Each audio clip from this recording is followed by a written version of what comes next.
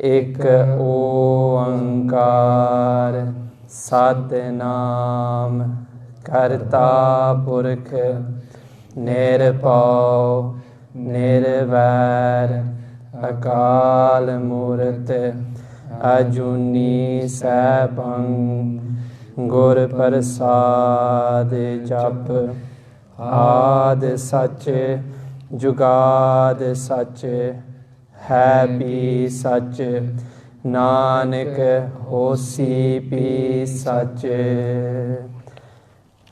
Wahe Guru Wahe Guru Wahe Guru Wahe Guru Wahe Guru.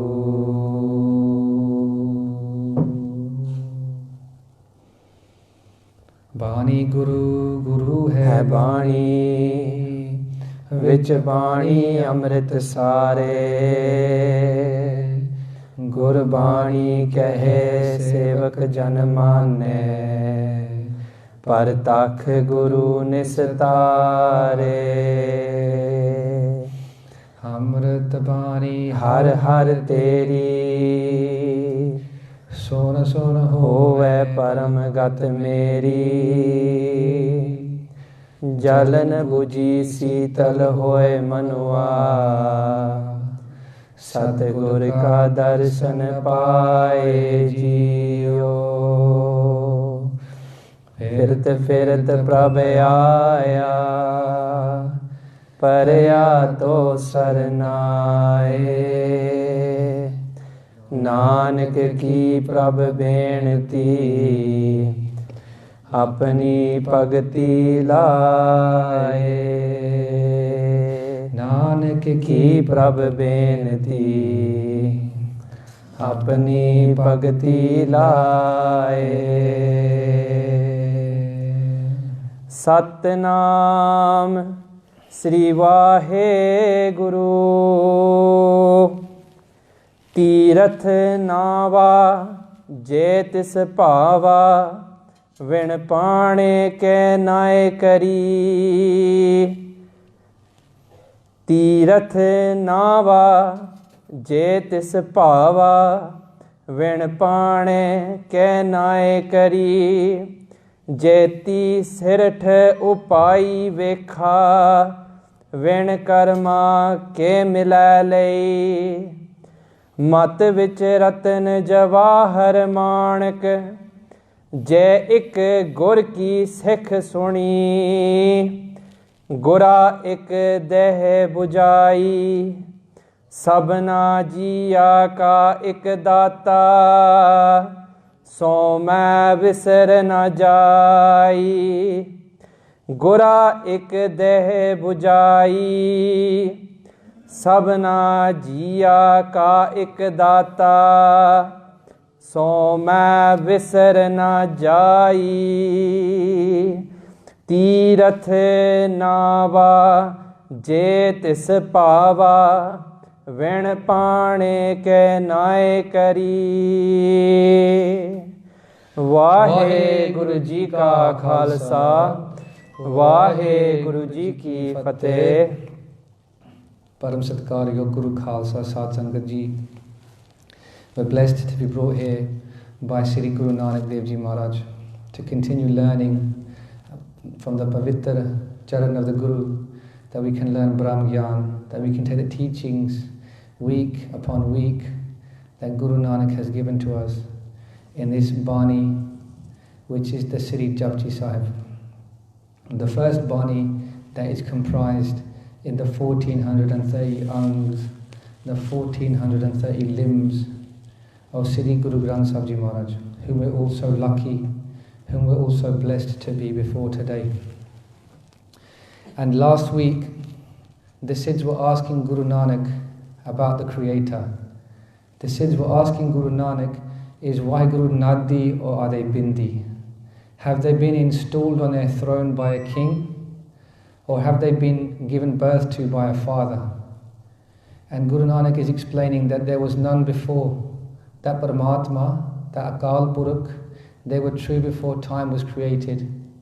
That they are true right now. That they are always to be true. And that in this way there was no duality. There is no one equal to them. No one from whom that they seek permission or from whom they obtain tapi. Guru Nanak goes on to explain that Waheguru is Ape Aap, that they are completely independent, that they are outside of Maya, Niranjan, Ape Aap Niranjan Soy. Guru Nanak gives us the perfect teaching that we should honour Waheguru, Jin Sevya, and that the way that we can do this is through bhajan, through repetition of their name, through meditating on that blessed name, that present, that gift, that wonderful gift that was given to us, the Waheguru Mantra, the Gur Mantra, the name of God. Waheguru Sare Akho Waheguru. Guru Nanak is saying, Jin Sevya Ten Paya Man. That the way that we can do the seva of Waheguru is to call out their name, to do bhajan upon their name, and in this way we will be honoured in this world. And in this way these teachings are being brought forth, and the Siddhs, they are hearing that Waheguru is outside of Maya, that they are Ape Ape Niranjan, that they are outside of, that they are beyond Anjan, the clutches, the temptations of this world. And this week we are reliving the episode in Guru Nanak's adventures where they're meeting the Siddhs on the side of a mountain. And the Siddhs are trying to trick Guru Nanak. They're trying to tempt Guru Nanak.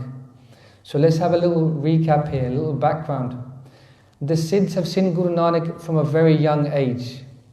And they're trying to tempt Guru Nanak to join their order, because they believe that this wonderful Guru Nanak that everybody loves and worships, that if they can take Guru Nanak and bring him into their order, that because of his wonderful, loving, compassionate way that draws the love of all, that he will bring many people under his wing into their fold. The Siddhs are thinking that if they can tempt Guru Nanak in this way, that their following will massively increase. And so Guru Nanak is speaking to the Siddhs on the side of a mountain. And through the Siddhs' powers, they'd obtained what we call Riddhya Siddhya, the ability to control elements beyond our physical understanding. They could float, they could fly, they could extend their lifetimes for hundreds of years by holding their breath. And so they take control of a river that is on the side of this mountain. And they change all of that water from that river and completely fill the river. Instead of water, it is filled with gems and jewels and rubies.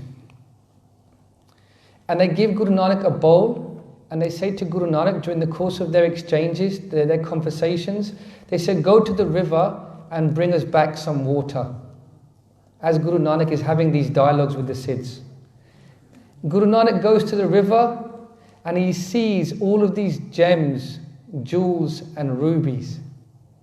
The Siddhs are hoping that Guru Nanak is going to see the extent of the power of the Siddhs and be caught up in Maya, be caught up in the attachment to all of these gems, jewels and rubies, and this infinite value to this treasure in the worldly sense, the wealth that is in the power of the hands of the Siddhs. But Guru Nanak returns and they say to Guru Nanak, what of your journey? Where is the water? And Guru Nanak only has one remark. Guru Nanak says, there was no water there. He speaks not once of the gems, of the jewels, of the rubies. And the Siddhs are looking at Guru Nanak and they're just completely surprised. They're seeing that Guru Nanak is not tempted by Maya.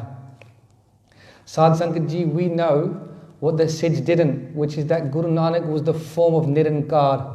And just like we learnt last week, as we just recapped just a few moments ago, that Paramatma, Waheguru, is Ape Aap Niranjan Soy, that they are outside of the clutches of Maya. They are completely independent. And if the Creator is outside the clutches of Maya, then so too is Guru Nanak, because they are the form of that Creator. And so Guru Nanak returns and he says to the Siddhs, there was no water there, making no remark or comment about these treasures beyond compare in the worldly sense, these infinite treasures. The Siddhs are completely surprised and shocked by Guru Nanak's detachment, and their love for Guru Nanak, or their desire, should I say, to bring Guru Nanak into their fold, grows even more. And they say to Guru Nanak, come with us, we are going to go to our places of pilgrimage. In the Hindu Mat, in the Hindu Dharam, there are 68 rivers of particular significance, where the Hindus believe that if you go there and do obeisance and bathe in these rivers, that you will get some sort of blessings from God.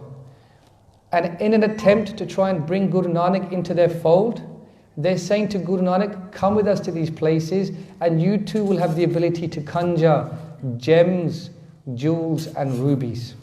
And it is at this point that we pick up the Shabad, and Guru Nanak remarks, Hanji Tirath Nava Jetis Pava Vin Pane Kenai Kari.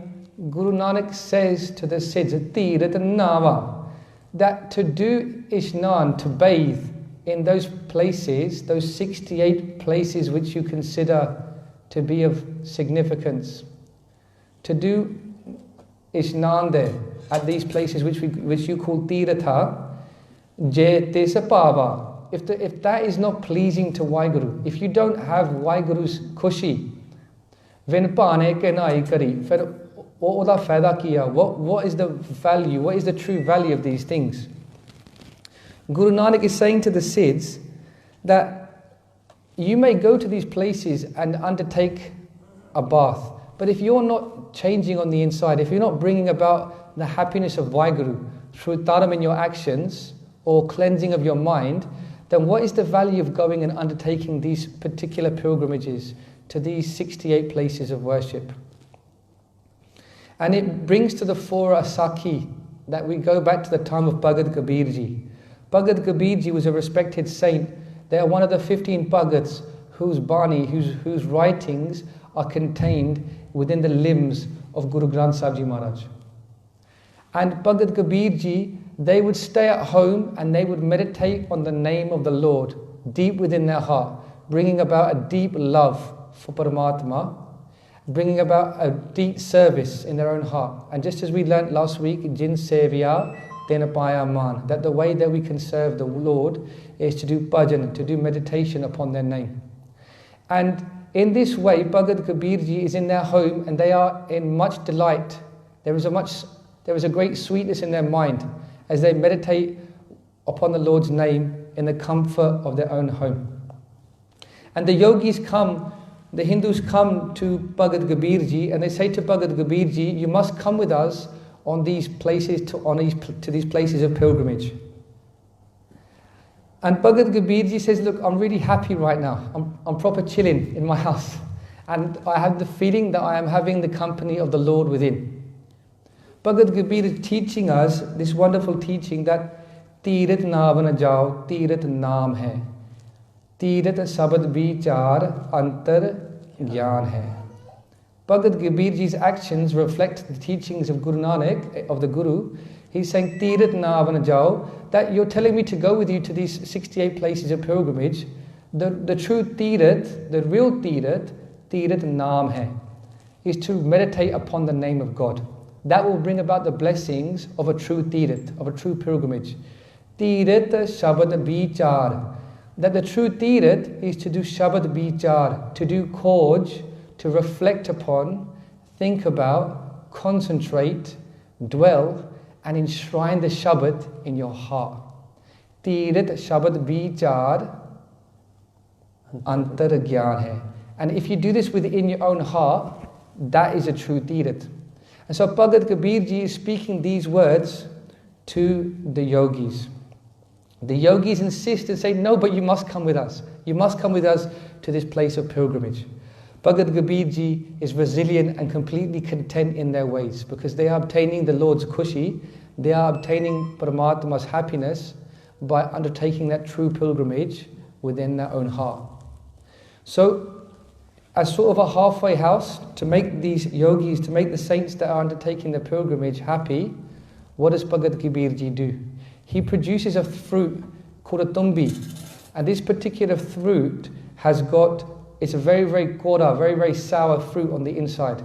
Bhagat Kabir Ji gives the fruit to the yogis and says, whilst I will not accompany you, take my fruit with you and allow it to bathe in your company at these 68 places, at these places that you're going to be going to for Tirat Yatra.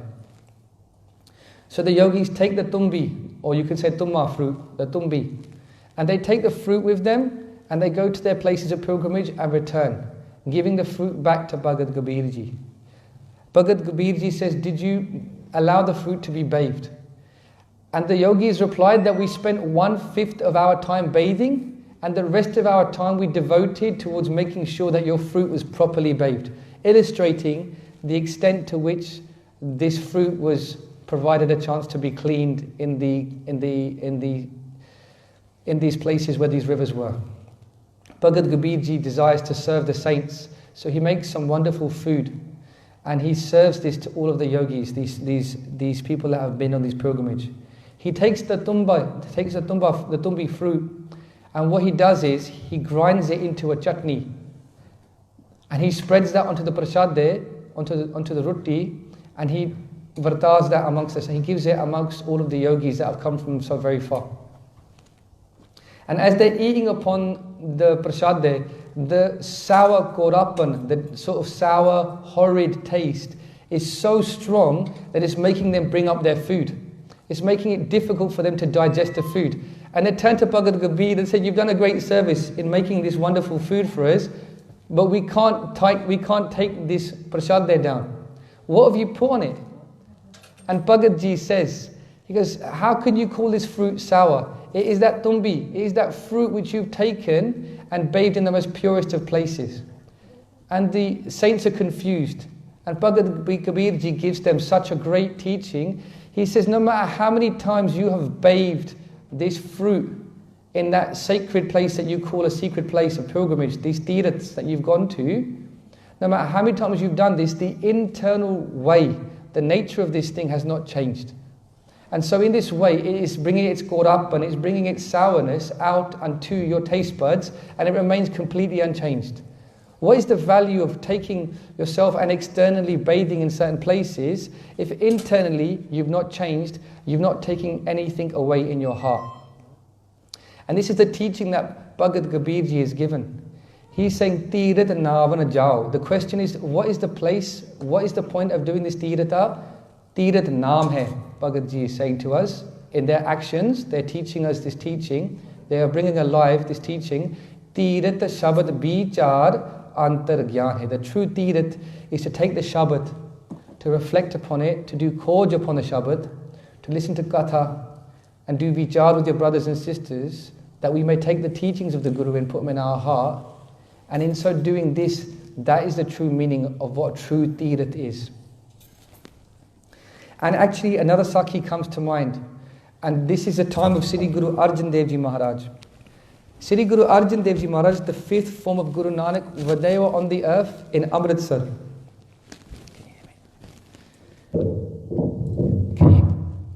Can you hear me? I'm Guru Nanak.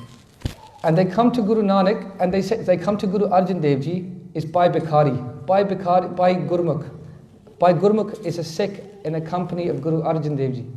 And they come to visit Guru Arjan Dev Ji and say, we much desire to have the company of a Brahmgyani, a Gurmukh, one of your Sangat that has completely accepted the will of God. Guru Arjan Dev Ji says to Bhai Gurmukh, who has come to visit them, go to the house of one of my Gurmukhs. His name is Bhai Bhikhari. If you go to their house, they live in another part of India, in Gujarat. Go there, tell him that you are a Sikh of Guru Arjan Dev Ji, and in their ways, you will see what it means to be someone who is completely accepting the will of God. And so by Gurmukh, they set off to go and visit Bhai Bhikhari. And when they get to Gujarat, they're asking around to find a house. They go on a journey to Gujarat, and then they are finding their way to the house of Bhai Bhikhari. When they eventually get there into the house, they notice that the house is very exciting. There's lots of raunak in the house. People are coming and going. There's lots of excitement in the house. And Bhai Gurmukh learns that actually he has arrived on the eve of Bhai Bhikhari's son's wedding. So that is why everybody's in so much excitement and happiness, and there's so much raunak, so much commotion in their house. And they find Bhai Bhikhari, and Bhai Gurmukh, what he does, he bows very low out of respect, because he's gone to visit a Sikh of Guru Arjan Dev Ji. So he shows that respect to Bhai Bhikhari. And he says to Bhai Bhikhari, I've come from far, I've been sent by Guru Arjan Dev Ji. Bhai Bhikhari at this time, they're sitting in a chair, the way it's described in our history, and they are sewing up 2 sheets together. There are some sheets that they've been sewing, and in their hands now are 2 sheets that they are now finishing off. And so Bhai Bhikhari is speaking to Bhai Gurmukh, and he hears that Bhai Gurmukh has come from far, and that they are a Sikh of Guru Arjan Dev Ji. And in this moment, Bhai Bhikhari, they stand and they bow also to Bhai Gurmukh. Just a quick moment, pause. The interesting point when I was doing the research for this Itihas was how wonderful it was to see the amount of love and respect that the Gurmukhs showed each other.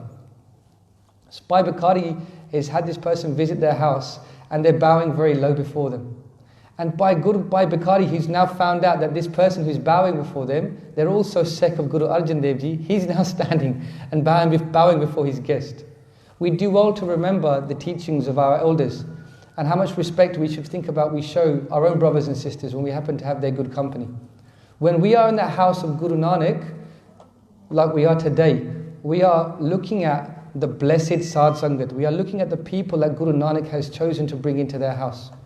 We should do well to remember that when we are speaking and we are having conduct of our actions. This person I'm speaking to is not just an ordinary person. This person has been brought into the house of the Guru, and so they are blessed. And if we were to look upon the Sangat with the right eyes, we would see this, and it would properly inform our actions. Maybe we should think about the way that we are treating, maybe I should think about the way that I'm treating my younger brothers, my older brothers and sisters in the house of the Guru. Maybe you'll be blessed that we can take this teaching from the way Bhai Bhikhari and Bhai Gurmukh are respecting towards each other. Bhai Bhikhari, they take the arm of Bhai Gurmukh and say, listen, you've come to my house on the eve of my son's wedding, let me show you around. And he takes him around the house, and you can see sisters, he can see elderly women, and they're singing folk songs. They're in much excitement, singing of the company that is going to come tomorrow, and the wedding which is foreshadowed for the next day. And he takes him around the house, and he shows him the different arrangements that have been set up, all of the arrangements to make the house beautiful and decorated for the wedding that is going to take place the next day. And Bhai Gurmukh is walking with Bhai Bhikhari, and the kitchen is there. And as they go past the kitchen, Bhai Gurmukh notices that in the kitchen there's lots of samagri there. There's lots of wood that's been piled up. There's actually even a coffin there, and incense and candles and stuff like this. And Bhai Gurmukh looks and he says to Bhai Bhikhari, what is that for? And Bhai Bhikhari says, when the time is right, I'll explain to you what that is. All of this while, you have to remember, Bhai Gurmukh has come this way because he's asked Guru Arjan Dev Ji to let him have sight of a Gursikh that always remains in the will of God, always is thinking about God. And in his mind, he's thinking, this person is just like an ordinary person. He's getting wrapped up in his son's wedding. He's really actually involved in these worldly affairs. The next day comes, and the wedding is an auspicious occasion, obviously in the house of Bhai Bhikhari. And their son arrives, and it is said that he sits upon a horse, and celebrations take place, and the women are singing songs, and there's much merriment. But Bhai Bhikhari is not actually a part of all of this. Just as the day before, when everyone was singing songs, Bhai Bhikhari is detached. They are present, but they are not attached. They are not consumed by this moment that would otherwise be what we would call supreme happiness. And the wedding takes place, and Bhai Bhikhari is completely sehaj. They are within themselves. And about 2 days later, Bhai Bhikhari's son develops a great deal of pain in their stomach. And the pain overcomes them, and they pass away 2 days later.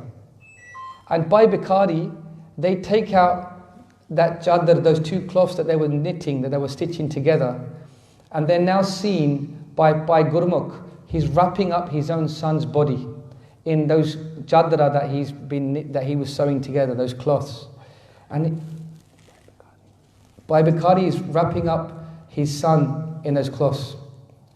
And Bhai Gurmukh is onlooking in this way, and he's thinking, what's going on? And he produces that coffin, and he sees Bhai Bikari put his son in that coffin, put him on a funeral pyre with all the samagri, and set a fire in the flesh of his son's body. Those same ladies in the house that were singing songs, folk songs, the day before and on the day of the wedding, that were so caught up in the celebrations, they're now crying tears, unrelenting tears, passionate tears of sorrow and pain in this loss. And Bhai Gurmukh is looking on at all of this, and he sees the face of Bhai Bikari, which is completely in a state of sehaj. They are completely in peace. Just as they were not too high at the wedding and the night before, they too now are not really low in this time when their son is passing. And Bhai Gurmukh, he has a moment to speak with Bhai Bikari. He says, I have a feeling that you are one that could foresee these events, that you are a man of great abilities. You clearly knew that your son was going to pass. That's why you had all of the samagri in the coffin, and that's why you were knitting, you were sewing together those sheets to wrap your son's body. But if you knew this was going to be the case, why didn't you extend your son's life? If you had that shakti to foretell, if you had that power to foretell, why didn't you extend your son's life? Or why did you allow him to get married in this way? And Bhai Bikari, they speak frankly to Bhai Gurmukh. And he says that one who has complete acceptance of the will of Paramatma, who lives in the hukum of Vaheguru, that is the one that is blessed. If you are being bestowed with these abilities to see the future or have the ability to change these events because you think that you know best, then you are living in duality, you are living in ego, and that person will forever go on to suffer. If there is pain which you are going through, that's not because Vaheguru doesn't like you. If there is bliss that is due to your life, that's not because Vaheguru prefers you. The pain and the bliss which we encounter in our life is simply a result of our karam, the actions that we have done. It's not about favoritism in this way. That is the rule, that is the way that the will is set up. And the way of Guru Nanak, the way of Guru Sikhi in this path that has been laid out to us by Guru Nanak, is to live in acceptance. Hukume andar sab ko, bahar hukum na koi, Nanak hukume jai bujjai ta home kehe na koi. That it is the one who has no ego who can live in the will of God. And in this way, we are able to live in acceptance and not externalize our difficulties. Bhai Bikari is teaching us that the true way to God, he goes on to say to Bhai Gurmukh that if you're going to ask God for anything, Bhai Gurmukh is completely shocked to see this, and he's now witnessed the teachings that Guru Arjan Dev Ji had sent him to go and witness. Obviously Guru Arjan Dev Ji sent them there for good reason, to fulfill their desire that they have a chance to see a Gurmukh. Bhai Bikari goes on to say something so very beautiful and powerful. After pausing in a moment's silence, Bhai Bikari goes on to say that if you're going to ask God for anything, if you're going to ask for anything, ask for the name from him. Ask for his name. If you're going to ask for anything from Paramatma, don't let it be that your dukh or sukh is changed, that your pain or your happiness is increased or your dukh is removed. Ask God for the name. Ask him to install his name upon your heart that you can meditate upon it. Jin sevya tin paya man, as we learned last week. So that level of avastha by Bikari, he didn't get that from doing tirtha. He didn't get that avastha from going to places of pilgrimage. He got that avastha from being in the company of Guru Arjan Dev Ji Maharaj.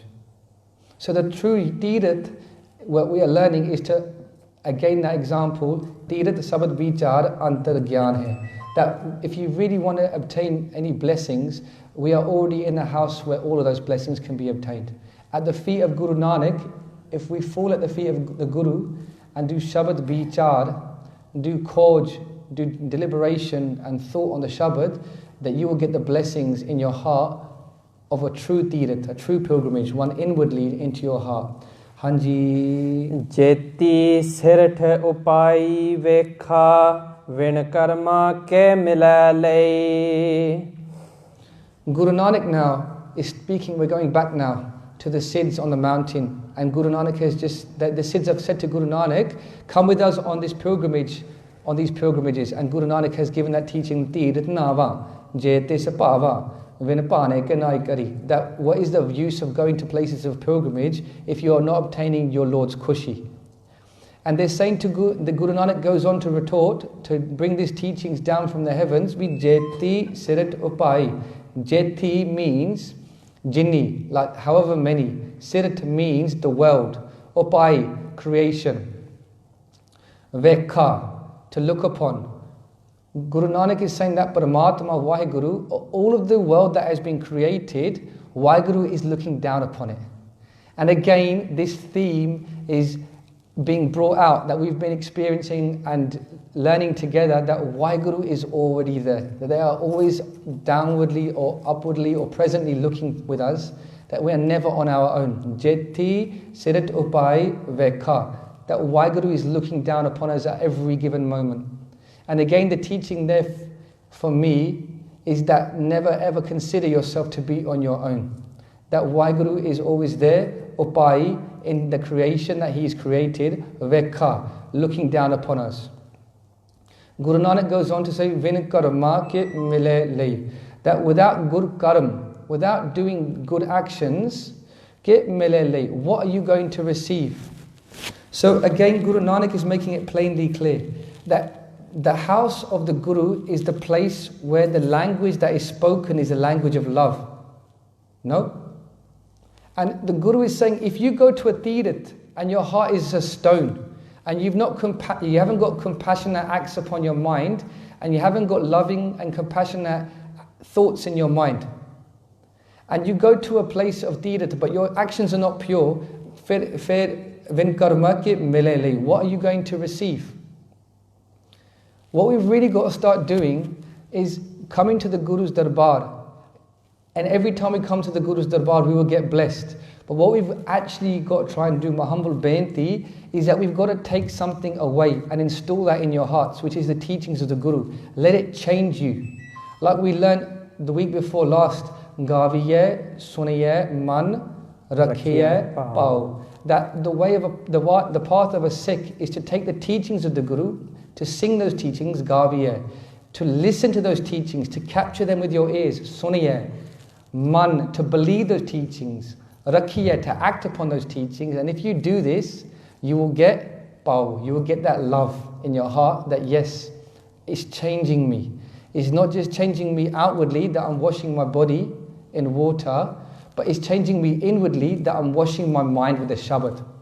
And this is something which we'll talk about in this journey through Japji Sahib that answers all the questions in a later Pauri.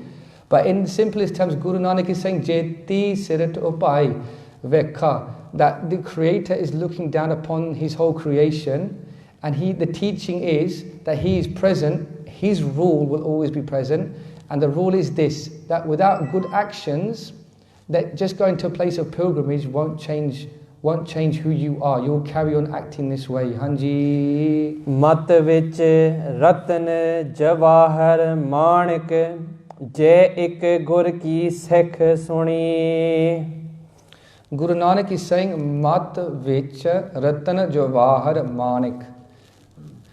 Guru Nanak is saying mat. The word mat in this context means understanding. When you use the word mat on its own, the general way that the word mat is used is in a positive way, in a good way. If you use it with another word like manamat, that means when you are going off on your own, you're saying, I'm not going to follow the Guru's teachings, I'm going to do what I think is best, like an egotistical way. But when the word mat is being used just like this, it means like wisdom, like an understanding in your mind of wisdom. Guru Sahib is saying, mat vich, that in your own mind, within yourself, there is Ratan Jawahar Manik. Ratan means jewels. Ratan Jawahar means, Ratan means gems. Jawahar means jewels, and Manik means rubies. Guru Nanak is saying, Mat vich Ratan Jawahar Manik. That inside your own mind, you can obtain these wonderful gems, jewels and rubies. How? Je ik gur ki sikh suni. That if you just even follow one button from the Guru, that's how cast, that's how powerful, that's how much value we should place on the Guru's teachings. That if we was to just take one of the Guru's teachings upon your mind, that you will be imbued with gems and jewels and rubies and all of these worldly wealths, just by following one button. And a wonderful example comes to mind, and it is that wonderful teachings that have come forth by Mardana. Bhai Mardana is that wonderful Gurmukh Pyara that would always follow the teachings of Guru Nanak. When Guru Nanak would go on the journeys around the world to bring these truths that we are so fortunate to sit together now and share. Bhai Mardana was the Gurmukh that was always with Guru Nanak, travelling, playing their rabab, bringing forth a beautiful melodious tune that Guru Nanak would sing the Shabad to. Bhai Mardana is with Guru Nanak, and they've travelled very far. They've been away from their homes for many, I think years, in fact. And they find themselves now back at Talwandi. And Bhai Mardana says to Guru Nanak, I've been away for many years. I wonder how my family is. Can I have your blessings, Guru Sahib? Can I take leave from your good company that I can go and tend and take care of go and see my family? And Guru Nanak says to Bhai Mardana, they give agya, they give permission to Bhai Mardana to go. Bhai Mardana says thank you to Guru Nanak. But they say to Guru Nanak, what should I take with them? In their mind there's a moment of hesitancy. If I go back to my house empty-handed after being away for many years, as a father, as a husband, as a provider, what will they say to me? What will they think of me? Bhai Mardana is perhaps in their mind, they're a little bit nervous, maybe a little bit embarrassed to return home, hat khali, without anything. So Guru Nanak, they take some stones from the ground and they wrap them up in a kapra, like a small cloth, like a handkerchief. And they give them to Bhai Mardana and they say, take these with you and don't open up this kapra until you're in your own home. Bhai Mardana says Sat Bachan. They take the cloth and they go into their home. They open up the kapra and what do they find? They find Jawahar Manik, Ratan Jawahar Manik. They find gems, they find diamonds, they find rubies and all of these wonderful and valuable stones. And they give them to their family, they get the blessings of their family, and more importantly, they take the most wonderful blessing that they can continue to go and keep the company of Guru Nanak. So whilst they're giving external value to their family to satisfy their worldly affairs, the true blessing, the true gems, jewels and rubies were those of Bhai Mardana, because they got to have the company of the Guru in their heart. And they would carry on their journeys. But how did Bhai Mardana go about obtaining this? Because every day they would follow the teachings, they would listen to what Guru Nanak had to say. They would follow Guru Nanak. And even on the outskirts of their village, Guru Nanak has given them a bhajan. We take this kapara, take it into your house. Don't open it until you find yourself in your own home. So in the house of the Guru is not just a spiritual blessing that we will receive, which is the highest blessing, even in the worldly sense. We think that we come to the Guru's Darbar for spiritual stuff, but outwardly we should actually go out there and in an outward sense we have this ego that we're going to create something, that we are going to be the masters of our own destiny. If you think about the phrase, it's such a funny phrase that we're the masters of our own destiny when we're sitting before the Guru. What is this? What is this manmat? What is this sochni that is completely outside of the Guru's teachings? Actually, the teaching from Bhai Mardana is that if you want wealth in your house, that the only place that we should go to is our true father, which is the Guru's house. Be it physical wealth, be it wealth of a spiritual nature. Bhai Mardana teaches us that the true wealth of any kind, physical wealth, material wealth, spiritual wealth, you will get this Jai ek gur ki sikh suni. That if you follow just one sikhya, one teaching. Bhai Mardana, they were an Agya Putra, they were an Agyakari Putra. They would always be ready and they would always follow the teachings of the Guru. And in this way, they were imbued of all of the riches that we could possibly want to desire. Taking this further, if we take this Bhakti and go a little bit and delve a little bit deeper. Ratana Jawahar Manik, jewels, gems and rubies. In Sikhi, obviously the Guru has taught us in the very first Baudi that none of this physical wealth is going to go with us. The true wealth is a spiritual wealth. The true wealth, as Bhai Bhikhari taught us when they're speaking to Bhai Gurmukh, that if you're going to ask Waheguru for anything, ask them for their name. So taking this a little step further, what is the true ratan? What is the true jewel? What is the true gem, sorry? The true gem is a wonderful word called Bairag. Bairag means to be completely out of love. And you're probably thinking, we've been talking about love, the language of love, and now you're saying you want us to fall out of love? What is this teaching? Well, Guru Nanak brings a teaching to our minds that we need to fall out of love with all of our worldly attachments. If we fall out of love with the world, then our mind and our heart, there's a room there for us to install love for Guru Nanak. You see, there's no room for duality. This game of love is a game of oneness.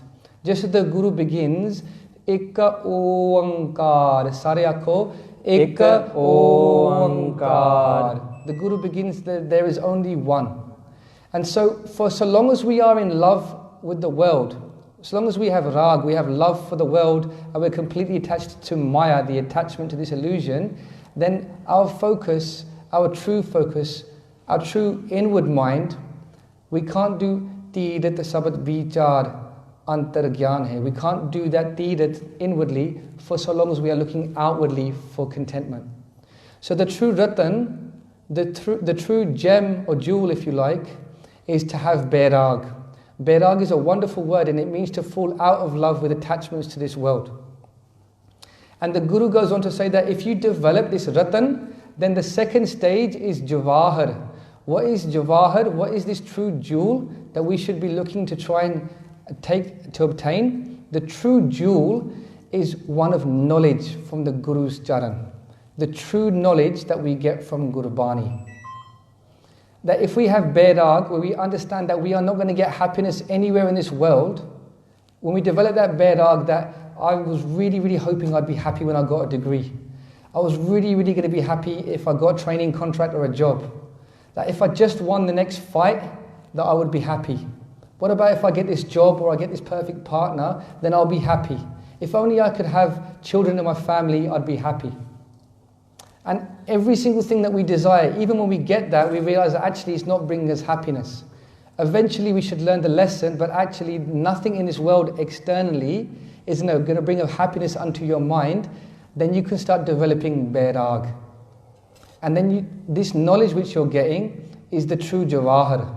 The true Jawahar is this knowledge that actually the Guru's knowledge, if we take that and install that in my heart, if we take the Shabad and start installing that in my heart, that you'll start developing a true knowledge from that Bairag. And then you can get to Manik. What is Manik? Manik is a ruby. What is the true ruby? The true ruby is when you live the path of a Gurmukh, which is Sunanan, Mananan, Nidhyasan. The path of a Gurmukh is one that listens to the Guru, that accepts and acts in accordance with the Guru's will, so that the Guru's will informs your actions. So Sunanan, to listen, Mananan, to act, to believe, Nidhyasan, for your actions to be informed this way. That is the true Manik. So the Guru is saying that gems, jewels and rubies, you can get these from just listening to one teaching from the Guru. The Guru is going one step further and explaining to us that the true gems, jewels and rubies are to fall into a state of Bairag. to accept that the Guru's knowledge is the most valuable, and that you start walking the path. You start walking in accordance with the Guru's teachings, and that you can get those blessings. Jai ek gur ki sikh suni. That if you just open up your ears and listen with that intent, be Guru Sahib Sonu Bakshlo, save me, give me your teachings, that these three great gems can be given to you. There are so many examples of Gurmukhs that have come into the Guru's Darbar and they've heard one teaching from the Guru and their whole Jivan has changed. Something very funny, I'll just relate to you a story I heard about Sant Baba Ishwar Singh Ji, a really respected Mahapurush from Rara Sahib. And Sant Baba Ishwar Singh Ji, there was a story I heard about someone that they would constantly take the mickey out of Sant Samaj, out of saints in the Sikh path. They would constantly ridicule and mock them and try and denigrate them and take the mickey, if you like. And one day, Sant Baba Ishwar Singh Ji, that great Gurmukh Pyara who would follow the Guru's teachings, that reflected the Guru's teachings in their actions, they were walking outside and this person's across the road. And Baba Ishwar Singh Ji, they just look across and they happen to catch the glance of this person that is constantly doing nindya, constantly backbiting and speaking badly of the Guru's Darbar and of saints and so on and so forth. And he looks so intently at that person who's constantly taking the mickey. And just from that glance of grace of the slave of the Guru, of the saint of the Guru, of the student of the Guru, he turns to his wife and he says to his wife, he says, "You've come from a good family. I'm going to the Gurdwara and I'm going to take Amrit. If you are not willing to accept this, I know your family, they will take you back. You can go back to your family if you don't want to walk this path with me. But I felt something stir inside my heart that is so great that I'm now going to go to the Guru Kar and I'm going to take blessings from the Guru, be it Main Amrit Chakraya.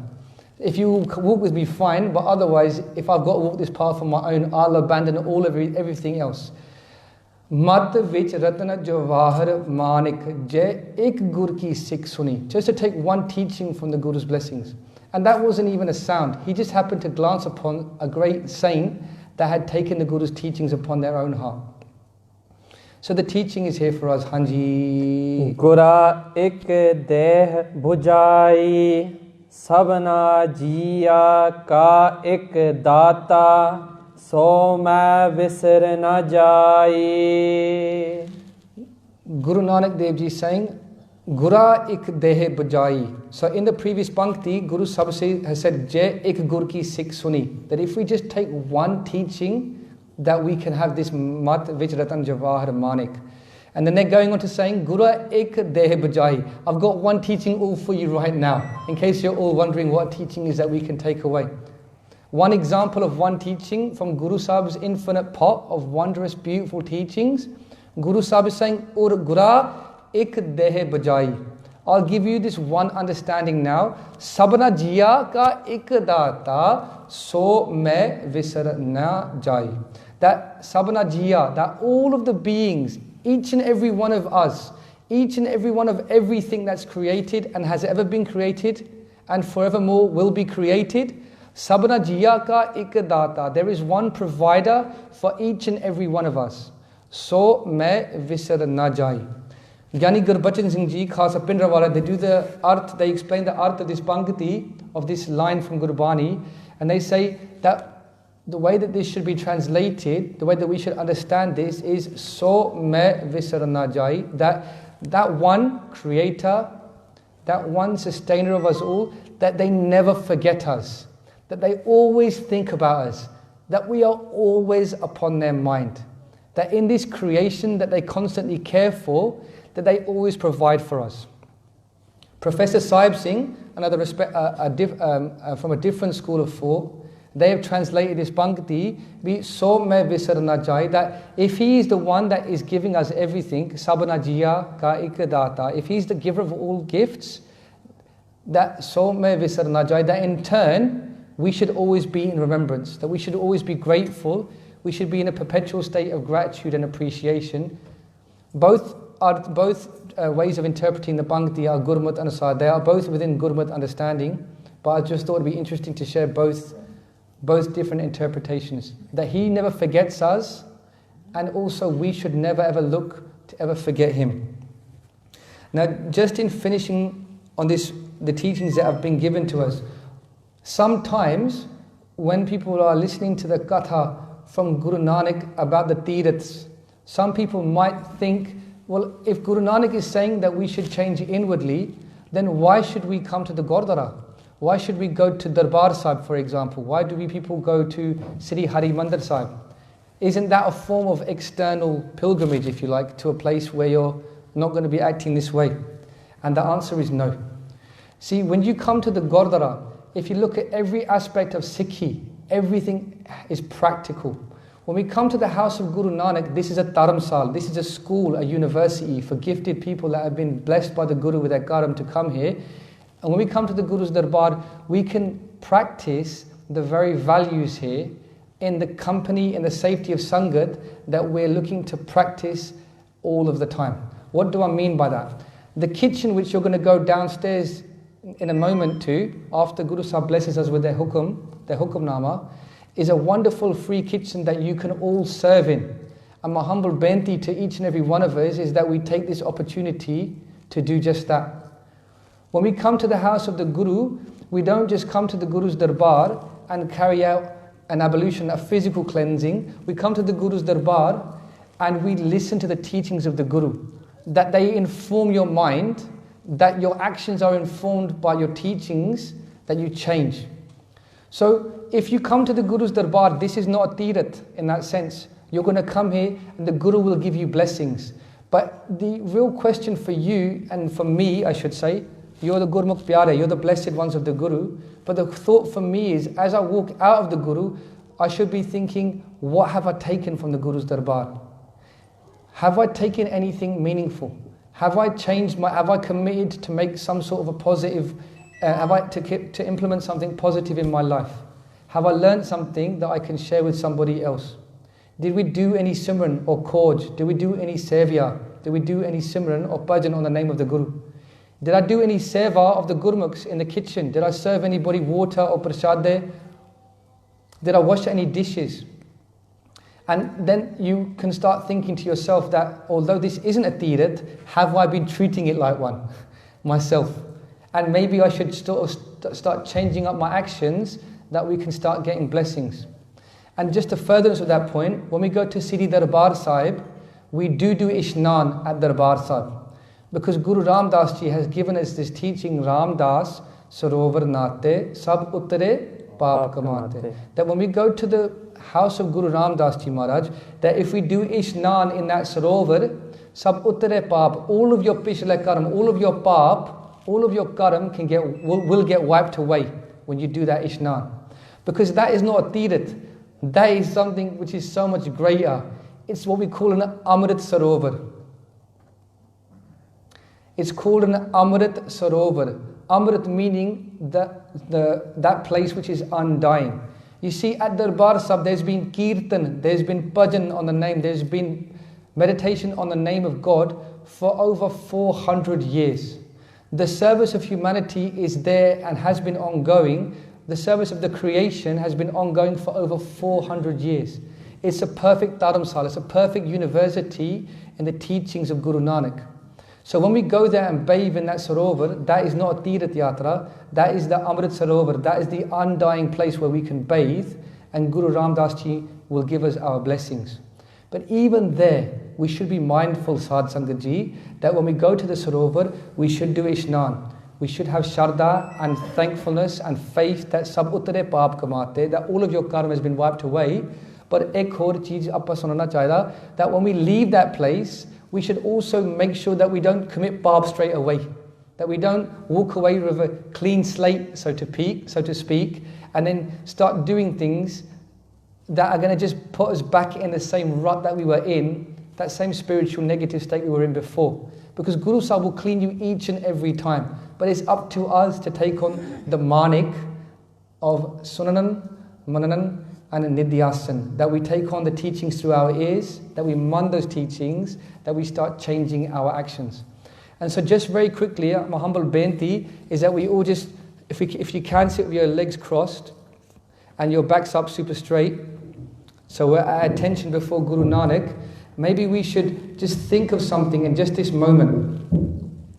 if you just close your eyes, if we all come together as a collective consciousness as of one. Sare aakho, Vaheguru, Vaheguru, Vaheguru, Vaheguru, Vaheguru, Vaheguru, Vaheguru,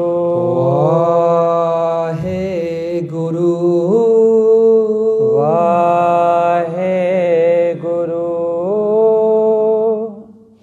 So with our eyes closed, let's all think of something positive that we can implement into our lives. Just to make some suggestions that for those that might be a little caught off guard, maybe we're going to commit to keeping our gaze, reading Siri Japji Sahib every morning, memorizing Japji Sahib. We're going to come to the Gurdwara every day. We're going to listen to one video on Katha from Basics of Sikhi or Sikh to Inspire or whoever you want to listen to every day. We're going to bring something to the Gurdwara to donate in the kitchen, maybe a bottle of milk or some butter or something like this. Maybe we're going to make that commitment to drink from the sword, that we're going to take Amrit. With Guru Sahib's blessings, we're going to become Guru Wale Khalsa.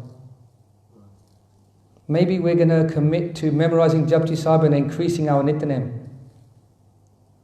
Just think of something positive that you can implement, that you're going to take a step forward, such that we are changed this day forth. Such that when we leave the Darbar, we've taken something from the Guru's Darbar with the Guru's blessings. And what I'd humbly invite you to do, my brothers and sisters, is imagine we are now 6 months from where we are right now, and you've been doing that very thing for 6 months. Just think about it, how you would feel that the commitment which you've made, you've been doing it for 6 months.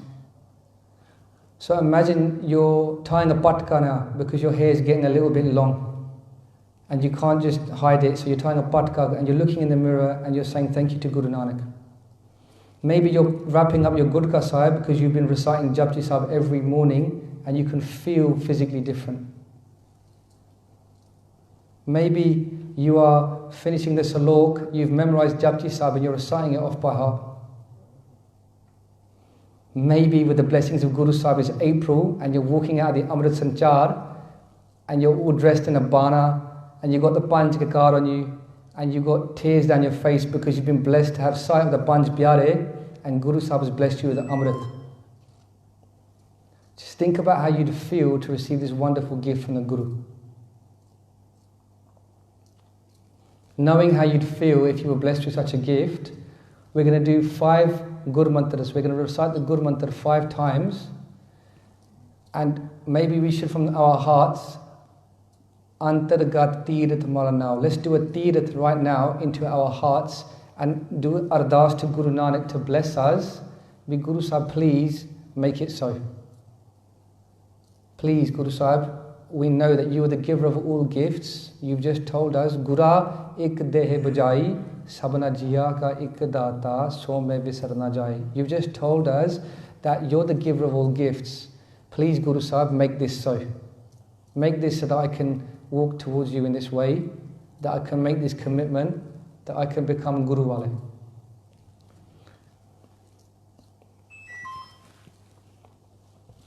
And we're going to recite the blessed Guru Mantra 5 times with your eyes closed. Please, I humbly invite you to do that Ardas to Guru Sahib.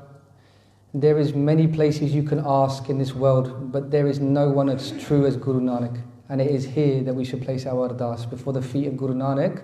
Birti kade na hove Janki Ardas. In this place, no Ardas will ever go unfulfilled.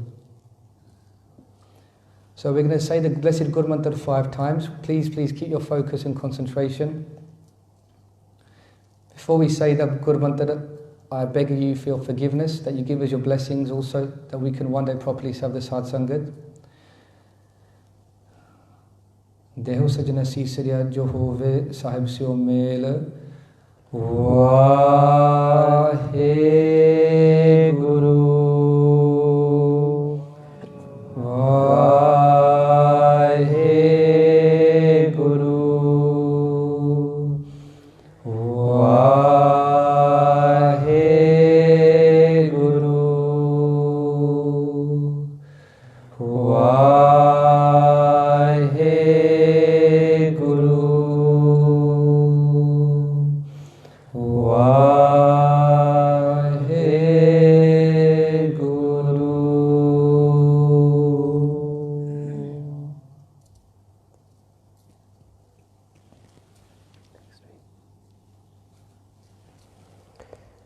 ਗੁਰਾ ਇਕ ਦੇਹ 부ਜਾਈ ਸਭਨਾ ਜੀਆ ਕਾ ਇਕ ਦਾਤਾ ਸੋ ਮੈਂ ਵਿਸਰ ਨ ਜਾਈ।